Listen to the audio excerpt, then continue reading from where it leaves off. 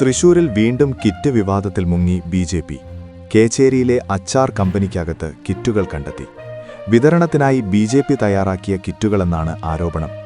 തദ്ദേശ തെരഞ്ഞെടുപ്പിൽ മത്സരിച്ച ബി.ജെ.പി. സ്ഥാനാർത്ഥി അബിൻസിന്റെ സഹോദരന്റെ സ്ഥാപനത്തിലാണ് കിറ്റുകൾ കണ്ടെത്തിയത്.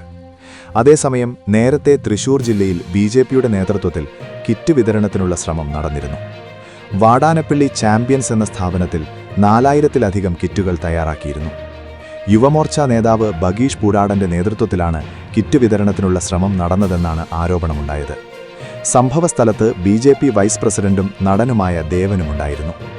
വിവരമറിഞ്ഞ സംഭവസ്ഥലത്തെത്തിയ യു.ഡി.എഫ്, എൽ.ഡി.എഫ് പ്രവർത്തകർ കിറ്റ് വിതരണത്തിനുള്ള തയ്യാറെടുപ്പുകൾ തടഞ്ഞിരുന്നു. തുടർന്ന് നേതാക്കളെ സംരക്ഷിക്കാൻ ബി.ജെ.പി. പ്രവർത്തകർ കൂടി എത്തിയതോടെ സ്ഥലത്ത് സംഘർഷാവസ്ഥ ഏറെ നേരം നീണ്ടുനിന്നു. ഇതിനുശേഷമാണ് ഇപ്പോൾ വീണ്ടും ബി.ജെ.പിയുടെ പേരിൽ കിറ്റ് വിവാദമുണ്ടാകുന്നത്. കൂടുതൽ വാർത്തകൾക്കായി താഴെ കൊടുത്ത ലിങ്കിലൂടെയോ ഫോൺ നമ്പറിലൂടെയോ എൻ്റെ നാട് വാട്സാപ്പ് ഗ്രൂപ്പിൽ ജോയിൻ ചെയ്യുക. 8129622842